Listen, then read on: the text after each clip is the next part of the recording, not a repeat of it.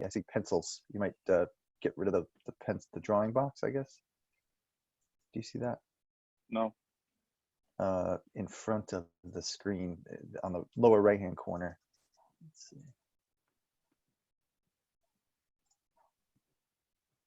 I don't see anything. Okay. Looks like there's like a tool, some kind of there's like pencils.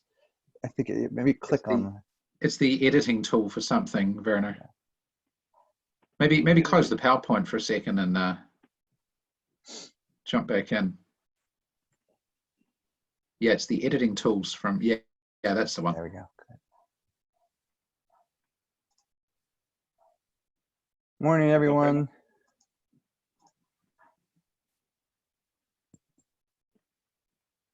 Perfect. Thank you. All right. Here we go. Hello, everybody. Good morning. We're going to get started in just a minute. You can feel free to say hello in the chat box. While you're there, please make sure that you're sending your messages to all panelists and attendees so everyone can see you. Good morning.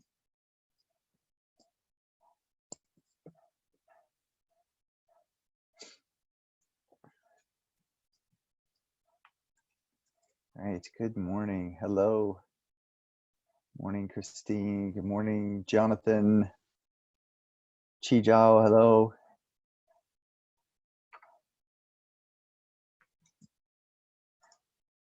Hello, good morning.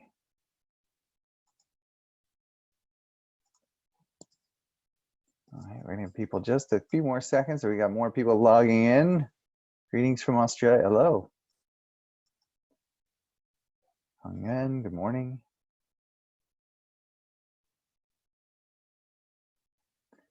Hi, yeah. If you want to, you could say where you're logging in from this morning. We can see where people are coming from. Looks like we've got individuals from all over the place, from Vietnam, Thailand, China, great, Singapore, Tokyo, wonderful. Good morning and welcome all. All right. Well, it is exactly 10 o'clock on the hour. Hello, everyone. Good morning. My name is Justin Cayley. I'm the marketing manager for National Geographic Learning Asia. And I'd like to welcome everyone here to the second session of a three-part National Geographic Learning webinar series on best practices for teaching online. Today, we're joined by Werner Kuhn, who's a passionate English language teacher who has particular expertise and experience in the area of online education. Werner today is going to present on ideas for teachers that are faced with moving their classes from the physical classroom to the online virtual world of teaching. And today he's focused on making the most of your time in an online session. Thank you everyone again for joining us for what will hopefully be a very timely and informative webinar. Before we get started, I'd like to just take a minute to introduce you to some of the functionality of the webinar and this platform, which you can use to interact with the presenter and the other attendees. The session will be interactive, and we encourage you to take part in the discussion by using some of these tools. First off, at the bottom of your screen, you'll notice that there are several different icons. The first button on the left is the chat function, which I could see many of you are using already. Please use this to type your reply to any questions that the presenter asks or any comments that you might have. One thing that we would ask everyone is please, please, please be sure to send your message to all panelists and attendees, not just all panelists, which is the default. You have to actually make the change to switch to all panelists and attendees so that the whole group can read your messages. Thank you. All right, so the next update here. On the right, you'll see a Q&A button. Please use this to ask the presenter or us, the hosts, any questions or to make a request during the webinar. We'll do our best to answer questions as they come in. There will also be an opportunity to ask questions at the end of this session today, and you can use this function at that time. Finally, the last piece of functionality is that if you're having any difficulty seeing the screen that the presenter is showing, please be sure that your view options are set to fit to window so that you can see the entire screen. That's it for functionality. So now, without further ado, I would like to turn it over to our featured speaker for this morning's webinar. We're very pleased to have with us today Werner, who has been a language teacher for over 19 years and currently operates his own school, catering to children and adults. His passion is to combine technology and education to improve educational outcomes for teachers and students alike. Werner is also a teacher trainer. He specializes in both face-to-face and remote sessions, and he works to help schools set up their online teaching programs. He's played an integral role in a variety of English language teaching projects, including arranging and planning summer and winter camp sessions, and speaking and presenting at large EFL industry and university events. Currently, Werner is working on establishing an online system to allow IELTS and TOEFL students to improve their scores online. Werner, thank you so much. We're really looking forward to it. I'm going to turn it over to you and go away for a little while. Thank you. Well, thank you, Justin. Good morning, everyone. And thanks for joining me here at National Geographic Learning this morning for this special series of webinars aimed at getting teachers online. So before we begin, let's just have a quick look at one of the poll questions. All right. What I'm asking us is, what resources do you use online? And of those, which are the most time consuming?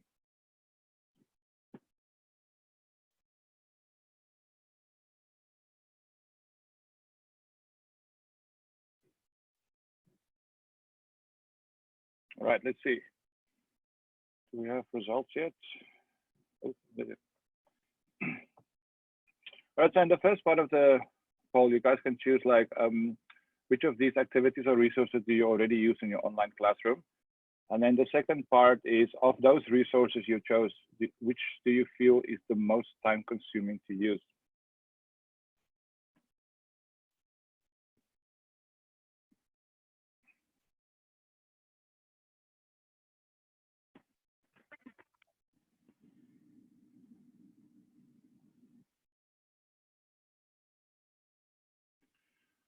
All right, here we come with the results. So for the first question, which of these activities do you use in your classroom?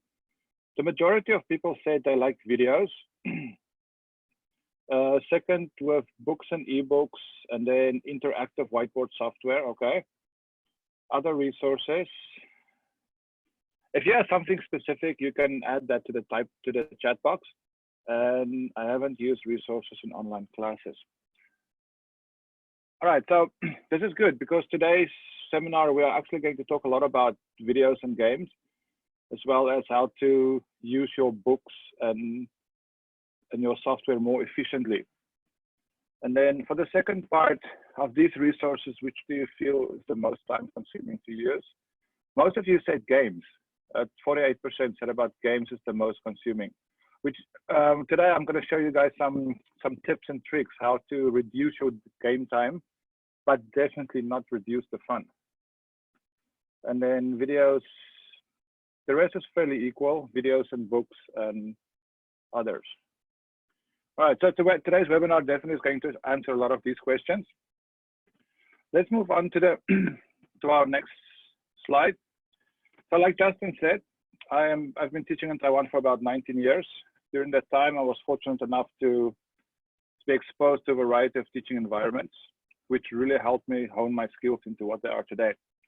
About 10 years ago, I started focusing on digital teaching, and how we can implement the riches that is digital teaching into our everyday curriculum. 3 years ago, we opened a school aimed at digital teaching for both children and adults. Therefore, today, I'm here to share with you what I have learned during my time experimenting with digital teaching. All right, so what will you get from this webinar today? I will focus on three things. The first one is the flow of an online lesson. Then after that, we will discuss a little bit about designing the perfect lesson time. And finally, we will end with solving technical difficulties. So let's dive right in. The first topic we're going to talk about today is making the most of your time in an online lesson. All right, and this can be,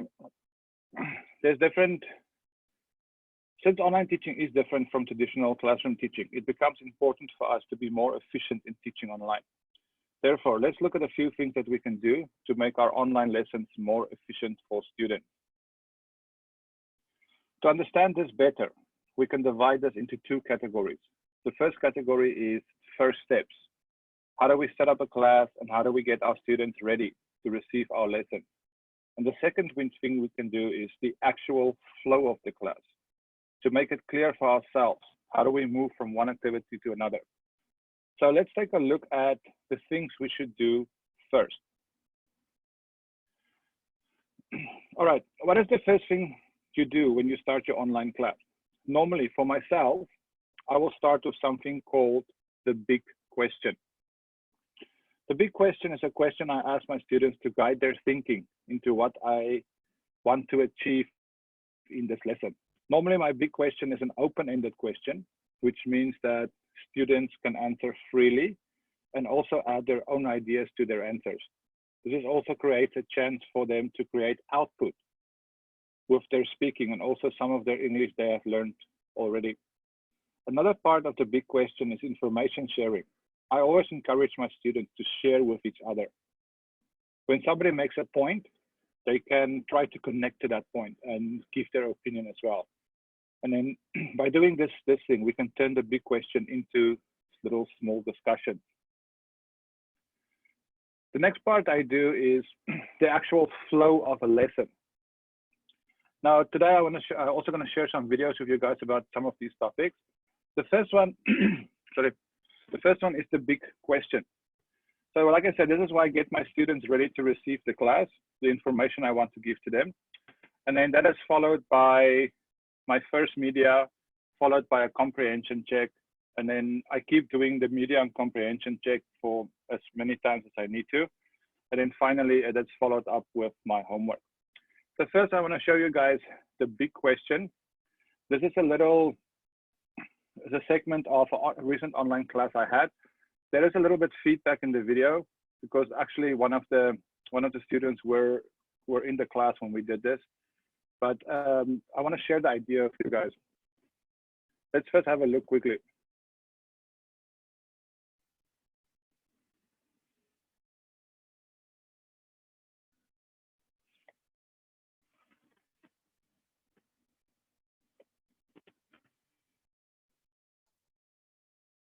Werner, so you might need to turn on the sound. Would you mind resharing your screen and resharing and making sure that you're sharing the sound? All right, let me share.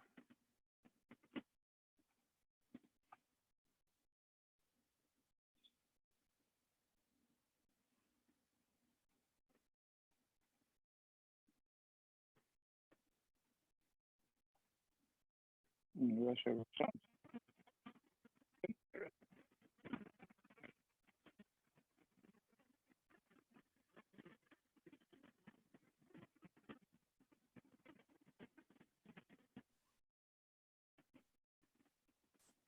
Werner, excuse me. Yeah. So we stop sharing from Zoom and you'll have to share through advanced options to make sure that people can hear your sound. Okay.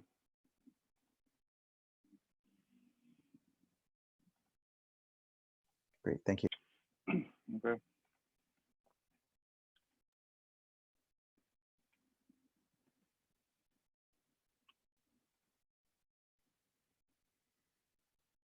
Can we use the internet?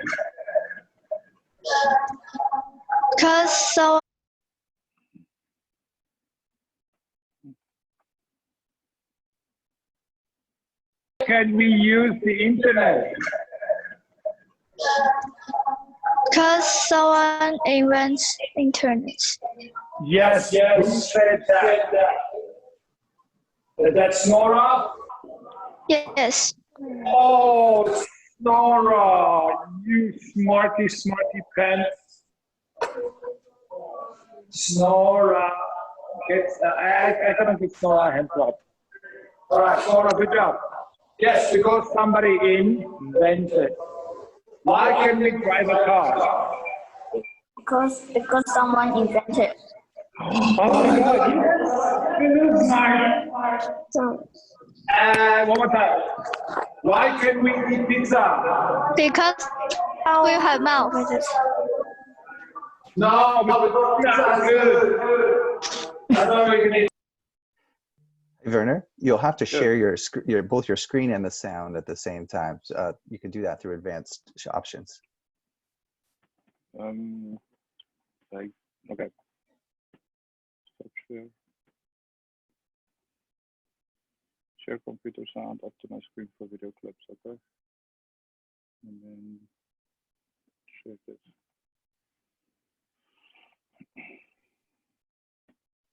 Okay. Let's try again. Sorry, everyone, technical difficulties. It happens in online teaching. Can we use the internet? Because someone invents internet. Yes, who said that? That's Nora? Yes. Oh, Nora, you smarty pants. Nora. I cannot give Nora a hand clap. All right, Nora, good job. Yes, because somebody invented. Why can we drive a car? Because someone invented. Oh my God, yes, this is smart.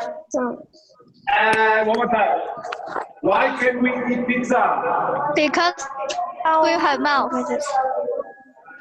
No, because pizza is good. That's all we can eat. All right, so that was the first one. It's the big question. The questions I designed was to get students to actually give me some responses about what they think. And then normally at the end, I try to slip in a little bit of something like a little joke, just to make sure everybody's focusing and really listening to me. So after I said like, oh, somebody invented pizza because pizza is good, you can see which students are really listening, because those are the ones that will smile or laugh.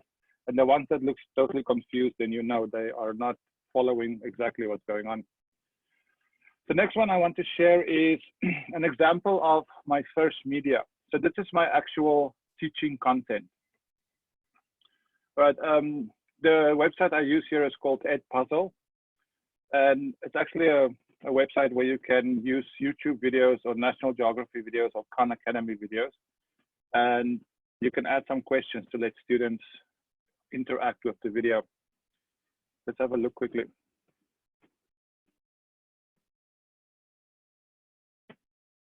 What is an inventor? Who invented the thing? Something Yes, like somebody Wi-Fi, who something. somebody who invents something, right? All right. Yeah. So I'm gonna type here someone that invents something. Okay.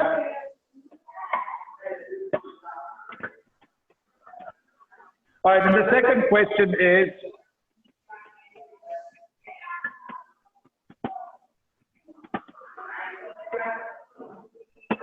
all right, what are some inventions that you can think of right now? Franklin. Huh? Franklin. Who first know what is electricity? And Yeah, but not who, what. What invention can you think of?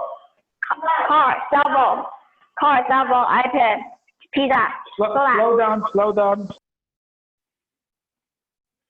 All right, so that was the first media. You can see that you can add questions to your videos at specific places to ask students questions.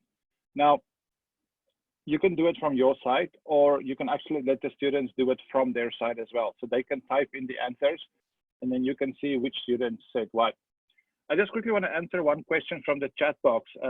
Sean McLuhan said that he asked that there's no control over who is speaking. Now, for the big question part is, we try to limit as little as possible. We let students get out what is on their minds.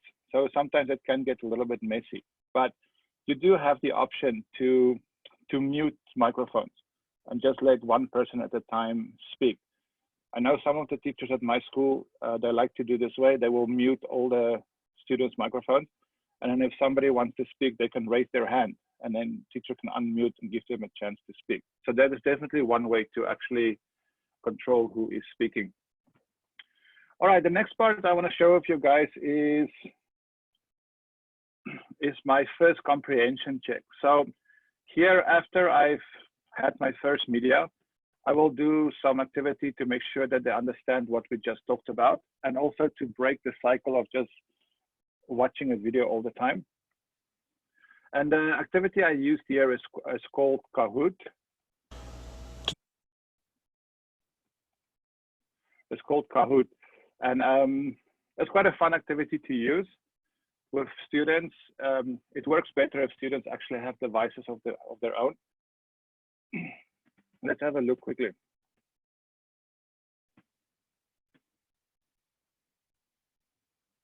All right, I'm gonna begin. Are you ready to rumble? Name the invention. So you must write the name down of this invention, okay? Number one, what is that? It is a plane, a steam engine, a bifocal, or a peanut. Oh, it's peanut butter. Everybody choose peanut butter.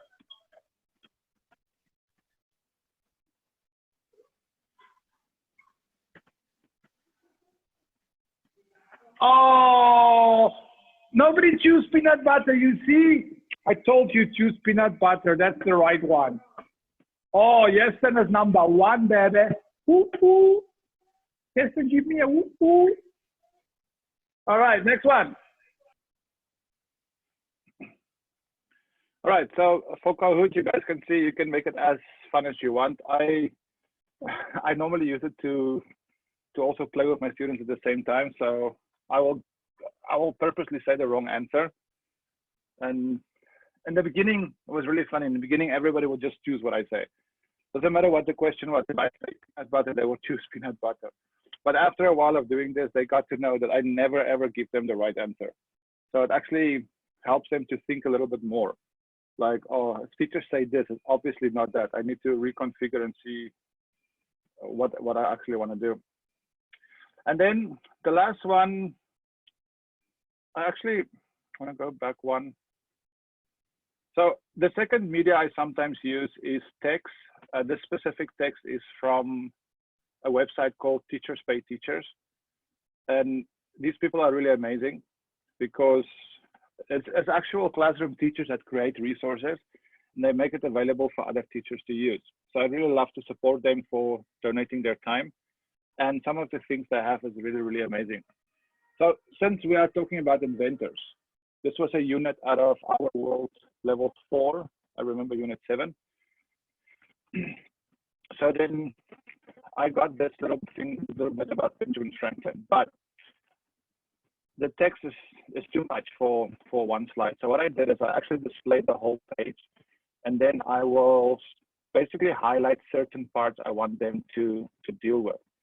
So in this case, I asked a student to actually highlight a specific part of the text for me to give the students some interaction.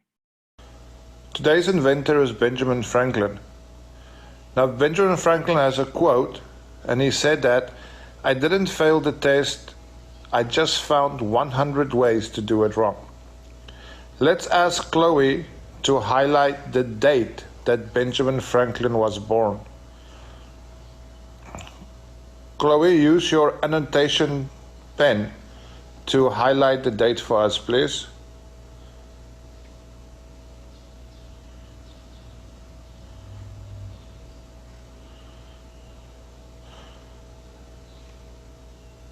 There you go. Good job, Chloe. Thank you very much. All right, so I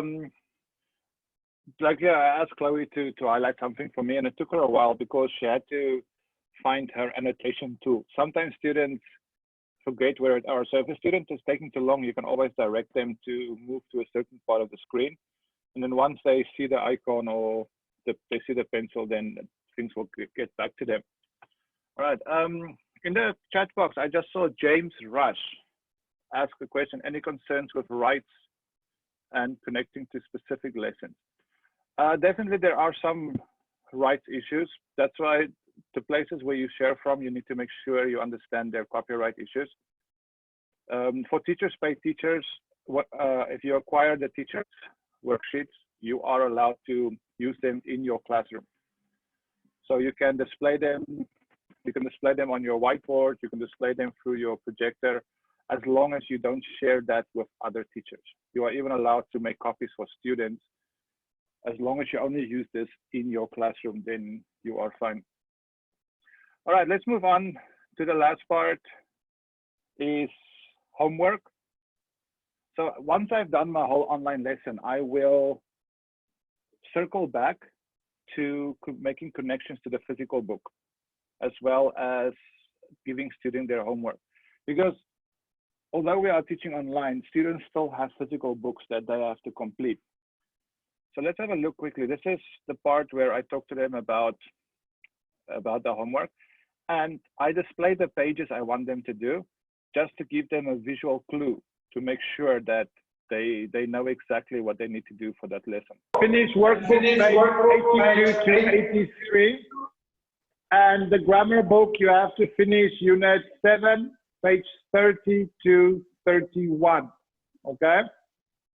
And then don't forget, you still have recording homework using Flipgrid, okay?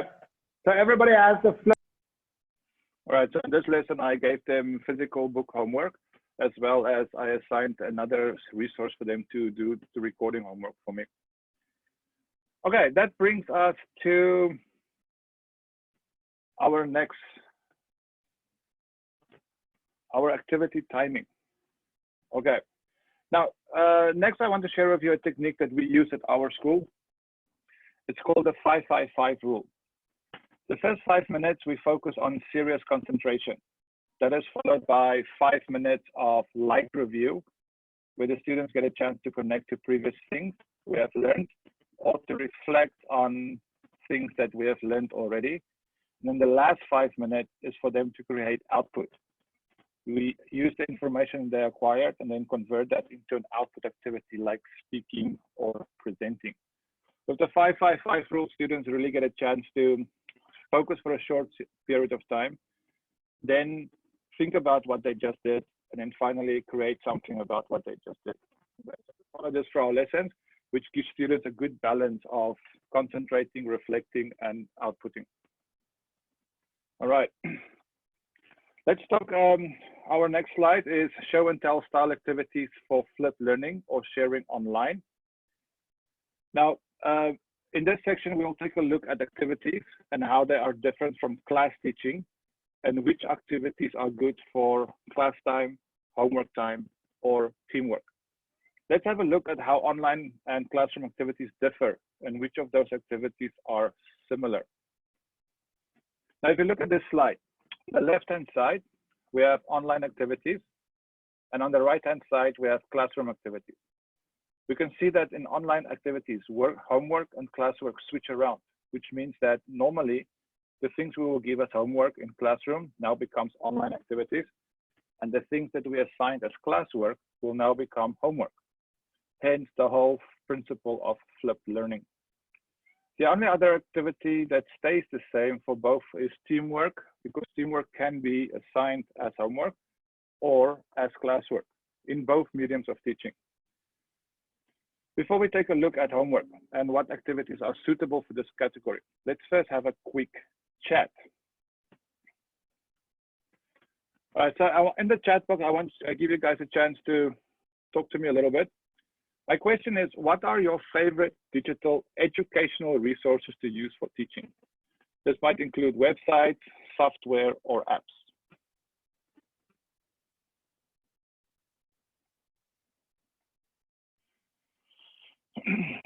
We have Quizlet, Flipgrid, oh, Class Dojo, nice. ISL.com, that is also a good one, yeah. Week Theory, Padlet, Pear Day.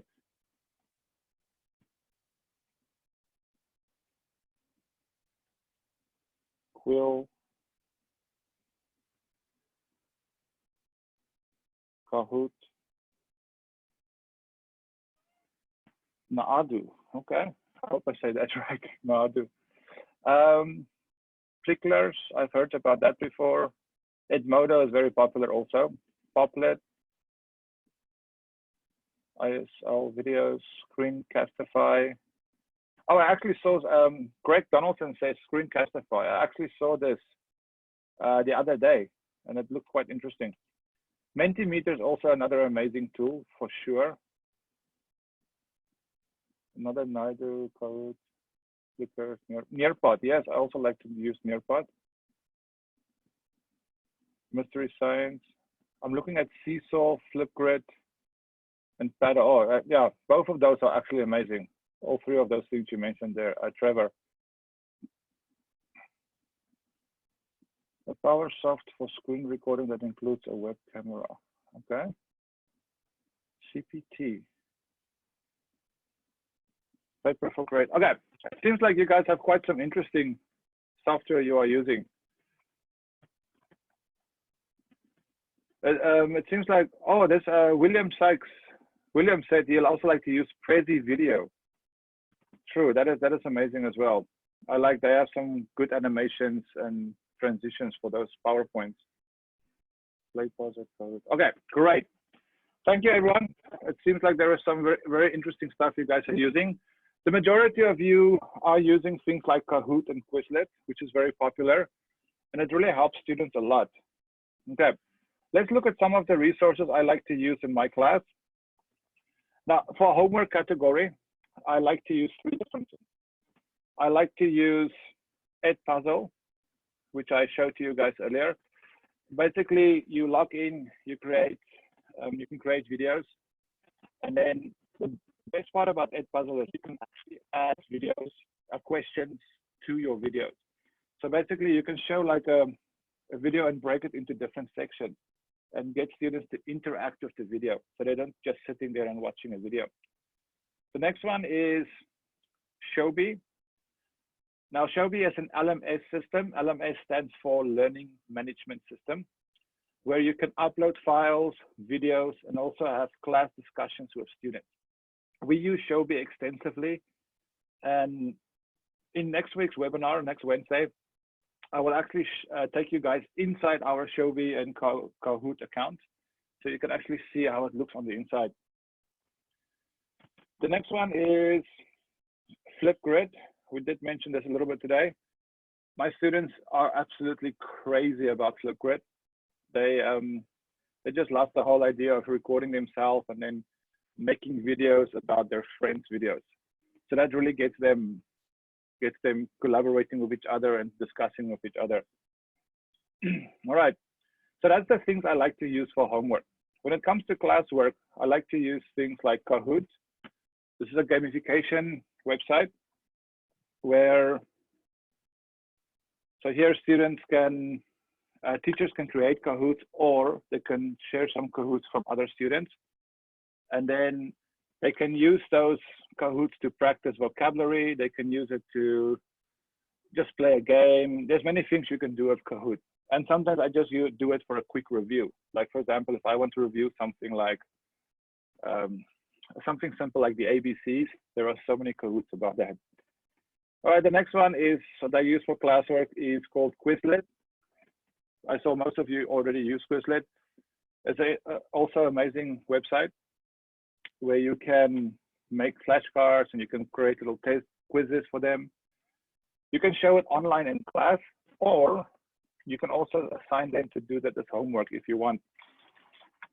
All right, then the next one is Google Classroom. Now here, Google Classroom is a little bit more complicated to set up, since you will need a Google G Suite account. So once you got that set up, you can use Google Classroom for free. And very similar to Shobi, it allows you to add files inside and videos and things like that. So all your resources actually in one place. And a lot of the software we are talking about today, like Kahoot and Flipgrid and Shobi, they actually allow you to integrate your class with Google Classroom. So you can send things directly from there to Google Classroom.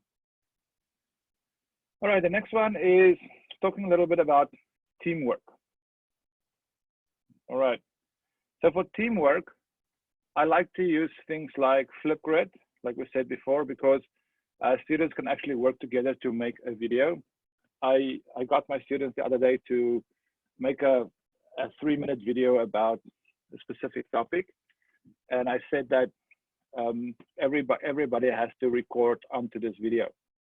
And they did it at home, and then they shared it back with the class that we could see. We actually got some very interesting results from there. Another one again is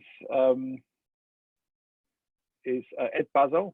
Again, you can let them do it online by themselves, and then you can see, when you log in, you can see like which student answered the questions, was it right or was it wrong. So it also gives you a good review of their ability. And the last one was Padlet. Padlet is also an amazing tool. You can set up a centralized theme, and then the students can add information around your centralization. It's kind of like a bulletin board or a brainstorming board that the students can use.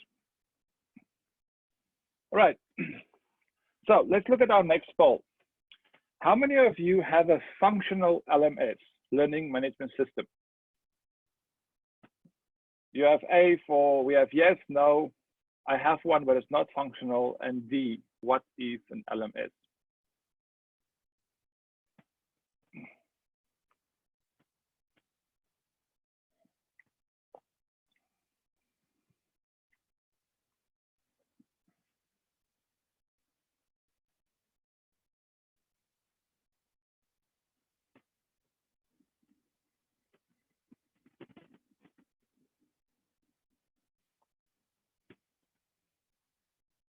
All right, let's see.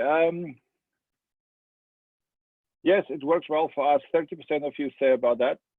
We have one, but it's not very functional. Oh, that's sad. No, we don't have an LMS. And what is a learning management system? Okay, great. So 30% of you said that it's useful. We love LMSs. We love learning management systems. And for the few people who said that, what is an LMS? Like I mentioned before, it's a learning management system. It is one system that basically collects all your information. Think of it like as a Google Drive for students. So students log into the LMS, and from there they can find their videos, they can find their worksheets, they can find everything. Instead of going to 5 or 6 different places, they can collect everything in one place.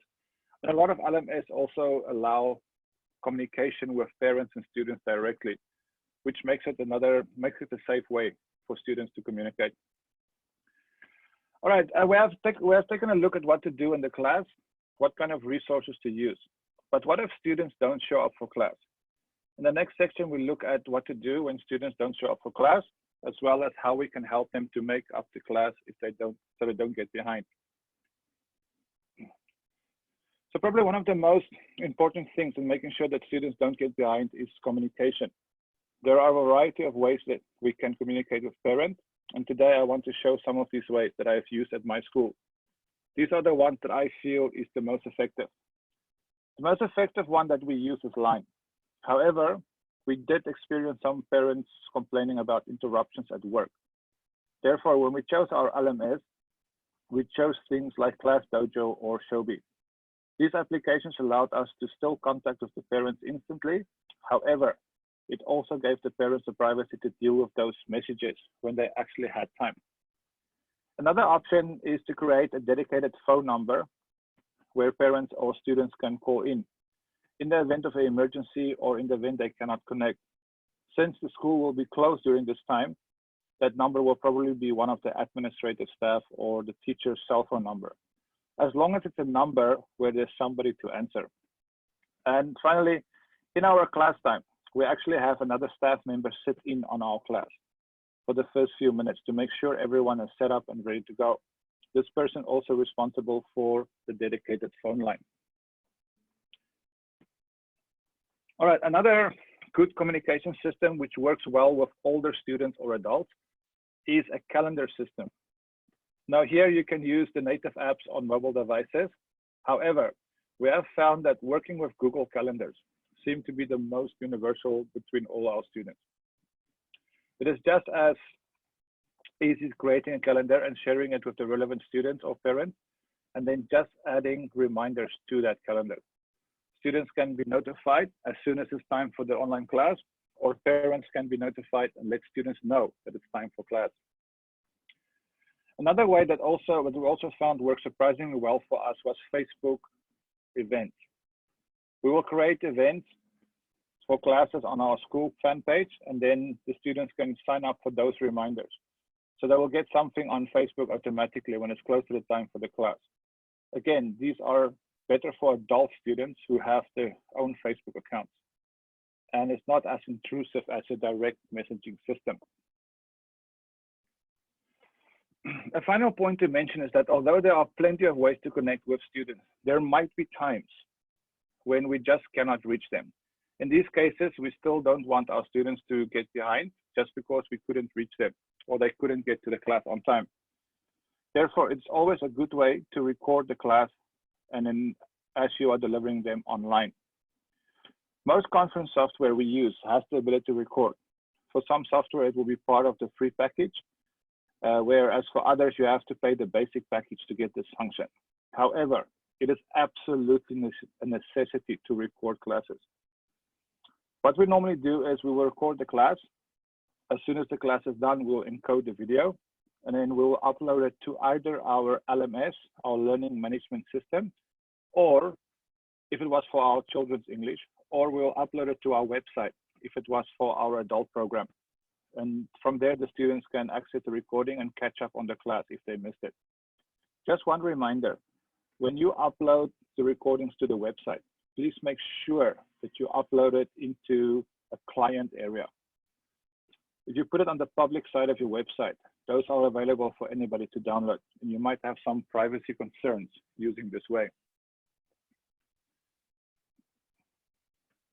Okay, next we have designing the perfect lesson time. Now, like most things in the classroom, we do not have unlimited time, and in an online environment, time is more important than ever before. Therefore, we have to be absolutely efficient when we teach online. To design the best possible lesson time, we have to take three things into consideration. First, we still have to get through our normal syllabus. So how do we reduce time? Second, we have to look at why longer sessions becomes less effective. And third, we have to examine the effects of breaks and how having breaks makes our class more efficient. Let's take a look at how we get everything done at the same time, reduce the time we spend online. So the question becomes, how do I reduce class time and still get everything done? There are a variety of ways that we can cut down on time we use during online classes. Let's look at a few of them quickly. First place, we can reduce time are things including like activities, videos, and time-consuming activities or teamwork. Okay, so let's first look at activities. We can easily save time by timing how long our activities are. Instead of doing Kahoot for 10 minutes, we can actually cut it down to 5 minutes. You don't always have to do all the questions on a Kahoot or a Quizlet. If you want, you can choose to do just a few and then move on to the next activity. Another place I normally save time easily is when it comes to videos. When I choose a video, I pay attention to make the video not too long. So what do I mean by not too long? I don't like to show my students videos that is longer than 5 minutes. If a video is longer than 5 minutes, it needs to serve more than one purpose or address more than one concept I want to talk about. Another great way to break videos into smaller sections and show them one at a time, combined with other activities to test their comprehension. And finally, one of the best time-saving activities is what I call time-consuming activities. These activities include things like reading or writing or doing teamwork. First, let's address writing. Writing should never be done online. What I mean by writing is asking students to write sentences or ask them to write paragraphs while you sit and look at them. Those kind of activities are perfect for homework and it's something they can finish on their own time and show you the next class when you evaluate their work. Reading is another one that takes a lot of time. So what I like to do in my classes, I will first assign reading to students as homework. The students get a chance to practice at home first. So when we do the reading in the class the next day, they are more efficient, and I can allow more reading time for every student. The last one is teamwork. Now, although teamwork is really important, it is definitely something that students can do on their own. Therefore, when I find myself in a pinch for time, I always assign teamwork as a homework activity. Students can use some of the resources that allows for teamwork like Flipgrid, Edpuzzle, or Google Classroom.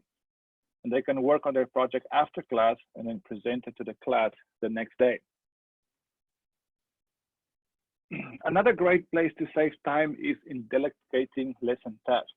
The teacher can break the lesson into different parts and assign those students to finish before the next class. For example, let's say we are talking about inventors. I might ask my students to collect some information about different inventors. All I have to do is give them the criteria and the information I need, and then let them find the information and add it to whatever system I designed for that class. However, to use this strategy, we have to be careful, and you have to know your students very well. Assigning a task to a student that is not his strength might cause that student to feel a lot of stress, and the quality of work that he or she will deliver might be below your expectation. However, on the opposite side, assigning something to a student that has better quality than a task you have given him might also have the negative effect in that they might think that this is too easy and not put in the effort it takes to do a good job. So that's why I say it's really important to know the weaknesses and strengths of each student. Now let's take a look at why longer sessions become less effective. And it's all about attention span. First, as a general rule of thumb, the younger the student, the shorter the class should be. The simple reason for this is just their ability to concentrate for longer periods of time. It's not as developed as older students. Let's look at the chart on the right side. As you can see from the average concentration span of a 4-year-old, it ranges between 8 to 20 minutes. Take that to 8 years and it doubles. Therefore, it's safe to say that as students get older, the concentration for longer, which means the classes can be longer. However, there are some things to do to expand students' concentration. One of those things is to offer a variety of activities.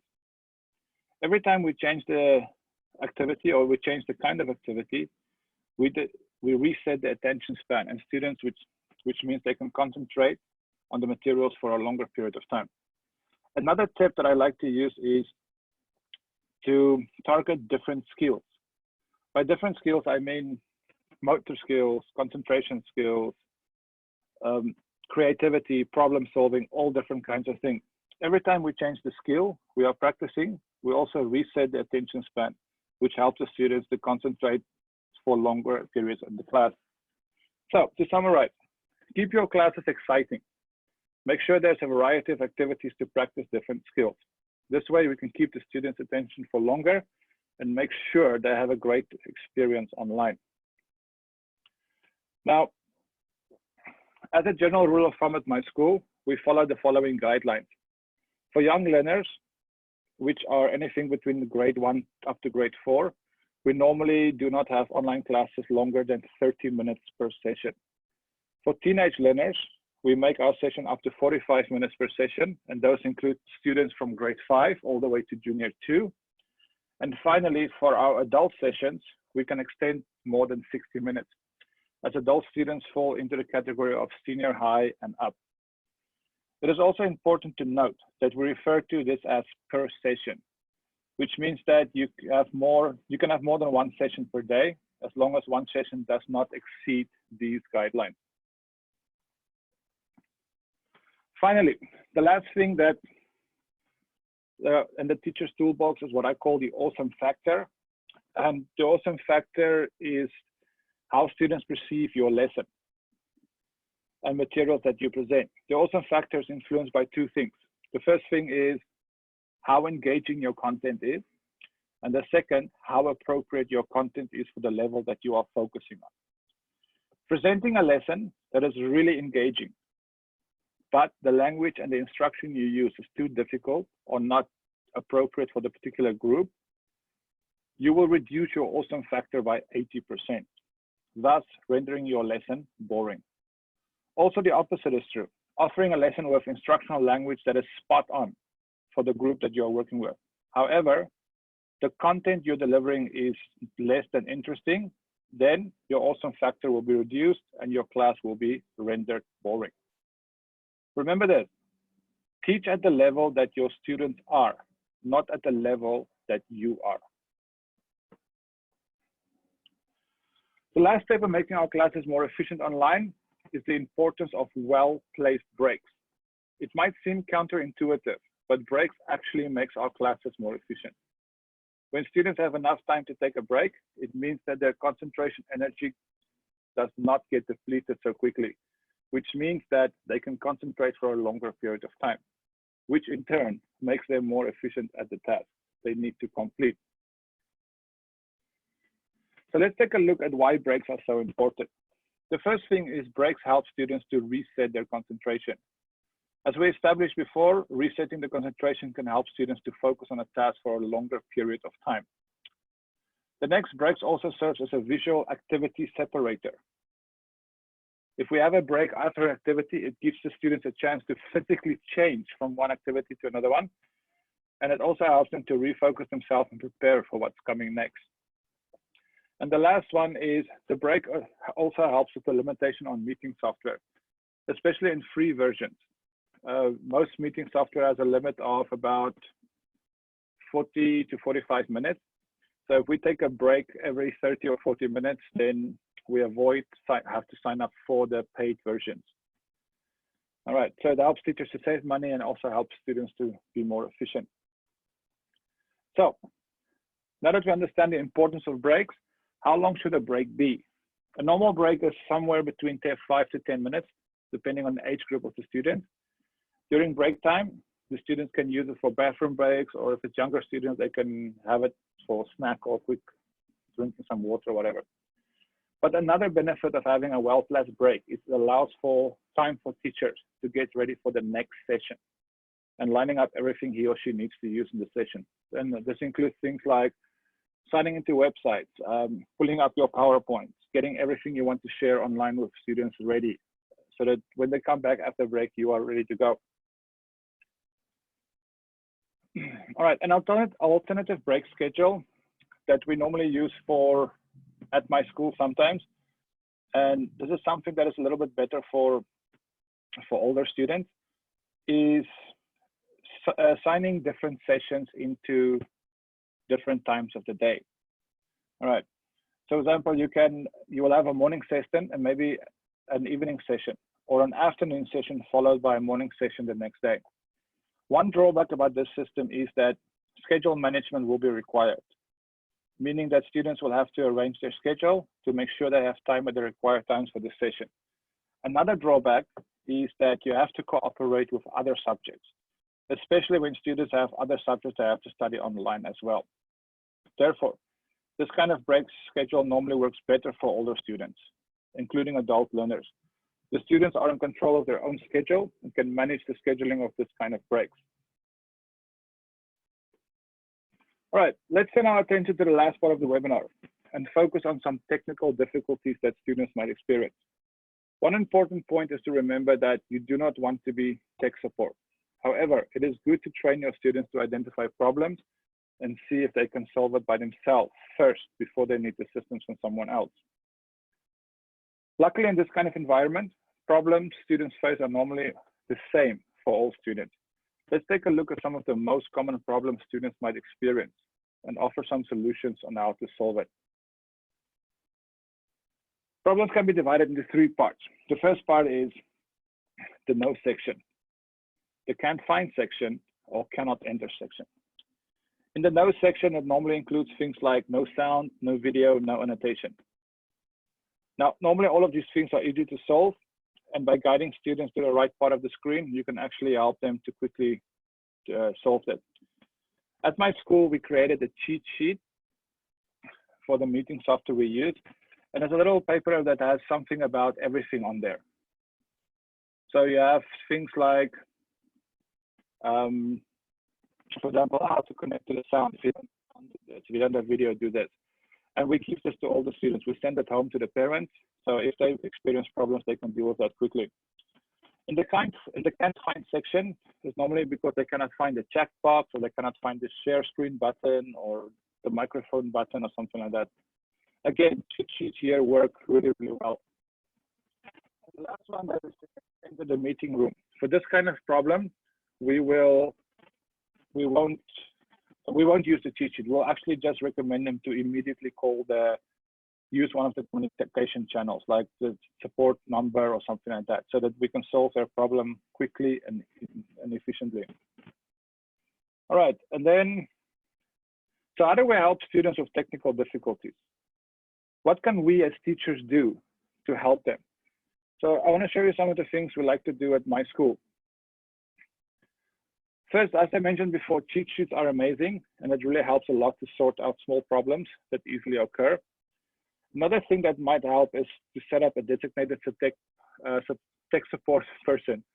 This person is a person that is well versed in the software that you are using, and they are available to deal with calls and how to solve problems that is not contained in the cheat sheet.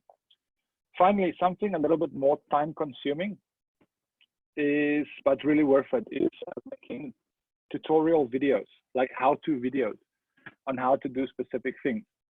Now, I want to share with you guys today, although our time is a little bit limited, so I will ask Andrew to just put the link in the chat box. You guys can check out the video there. It's one that we made for teachers on how to deal with the new functions in Zoom. All right. And then also, as a part of a bonus for this webinar, at the bottom of the screen, there's a link for Google Drive. You guys can use that link to download the cheat sheet on the right. It comes in a PDF version as well as a editable version, so you can make changes for your own school if need to be. All right, so finally, final thoughts. Delegate a task. In delegating a task, you really help to save yourself a lot of time and give students responsibility for their learning. Second, be prepared. To have an efficient online class, you need to be prepared with everything that you need to do on that day. It is not different from classroom class. However, online teaching is less forgiving if you are not prepared. Give breaks to your students. Breaks definitely help to make learning more efficient. And finally, a good communication system in place. The most efficient way to solve problems is to communicate them in an efficient and rational way. All right, I want to thank everybody for joining us today. That is all the things that I have time to share with you guys today. There's a lot of things, but if you remember one thing from today's lesson is keep your classes interesting. Remember, if something is boring for you, it is 10 times more boring for other students. Thank you very much. And Thank you so much, back to Werner. Justin. That's great. Thank you very much, Werner. So we do have a couple of minutes to address. We've got a lot of questions that have come in during the session. Some of them have come in through the Q&A. We've got some open questions that you could just take a look at, Werner, and answer live on when you have a second. So we can take a couple minutes to answer a few Q&A. If we don't get to all of them, apologies. We'll try and address as many questions as we can after the webinar and in the next webinar.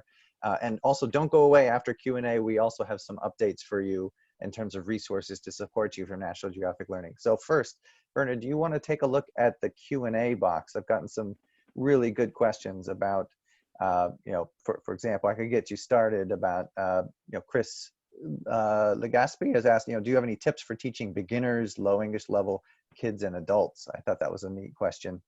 Maybe that could be something that you start with. Yeah, great. Chris, thank you for your question.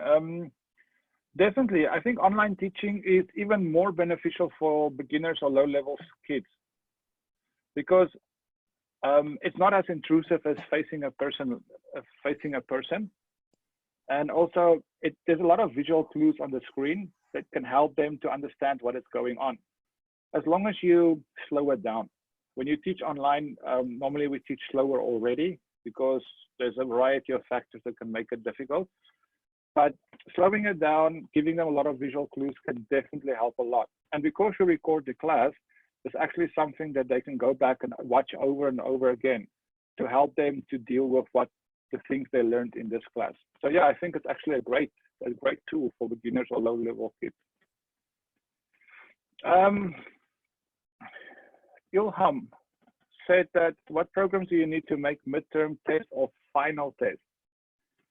Oh, well, actually, you know, most publishers, like my publisher is National Geographic Learning, and they actually have everything I need. I normally, when I get my program from them, then they have awesome tests already made, so I don't have to worry too much. But if you really have to make your own, I would suggest something simple like Quizlet can help. Mentimeter is another one. So that is also good for tests. Silvana says, can we still use it for kindergarten students? Can you give a recommended program for kindergarten students? Thank you.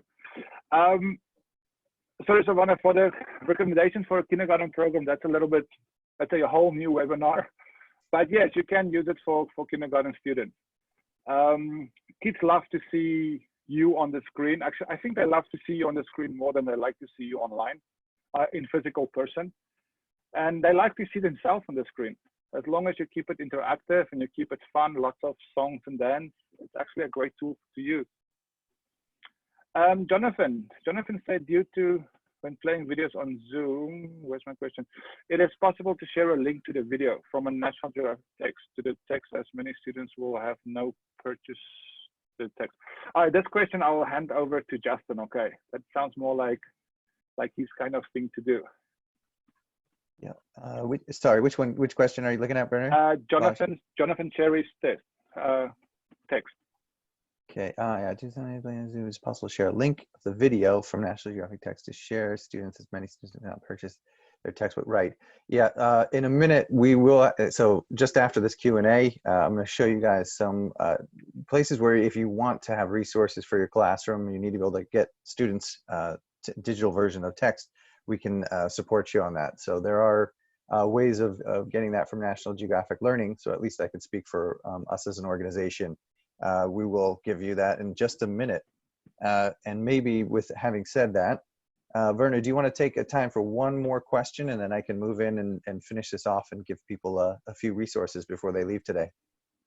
I would like to answer Leanne Reed's question. Is there an ideal class size for online classes? One of my classes have 22. Leanne, definitely. Just like normal classroom teaching, there is definitely a good number. Unfortunately, I would say 22 is not that number. Online classes needs to be a little bit smaller than that. I like to not go more than 12 students at a time. One of my classes, I have 18 students.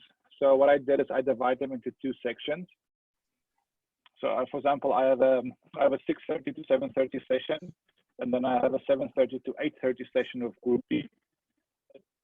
It's just easier to deal with so many students at the same time, and because it's the same session, so it doesn't really increase your working time. And because our normal class time is 2 hours, but since our students are still elementary school, for online 2 hours is way too long. So we just divided them into 2 sessions. So you can try to reduce the number per group and then arrange more than 1 session. All right, I think that is it. Thank you, Werner. All right, so again, thank you everyone for coming today. Before we let you go, just a few announcements, housekeeping to wrap up here. Big thank you, huge thank you, Werner. That was fantastic, really some useful practical suggestions, and thank you everyone for coming today. A lot of people have asked about where they can access the recording of this webinar. I'm going to answer that right now. Immediately after, or today, or within the next 24 hours, you will receive an email from us with a link to a survey to give us some feedback and tell us more about yourself. In that survey, you'll also find links to the recording of this webinar and to the last webinar that Werner gave last week. So please keep an eye out for that in your email. That should be hitting your email inbox within the next 24 hours. Some other resources for you. One thing that we have, this is not the only webinar that we're offering. We've got others. If you like today, we do have more that are coming up that are really exciting. If you're teaching young learners, please be sure to come back this Thursday, April 16th, when National Geographic Learning's own academic marketing manager, Kitty Jung, will be presenting on teaching phonics to young learners. We're very excited about that one.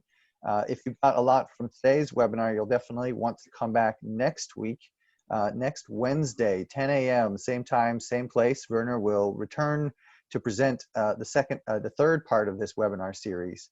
Which will be focused on engaging your learners online, and it will be a deep dive into some of the tools that he was showing today. So you'll definitely want to come back for that. Please do register. Also, other things. Maybe we could keep going, Werner, to the next slide. Maybe go back up a couple slides there, please. Okay, one more. There, perfect. Okay.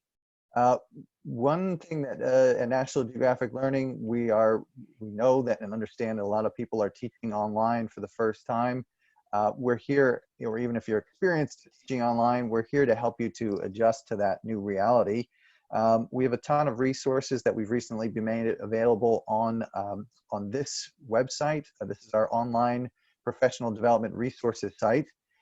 Please do take a look at it. I'm going to put that URL right here in the chat box. Please go there. There's a ton of downloadable things like ebooks, resources to help with your professional development, and among other things.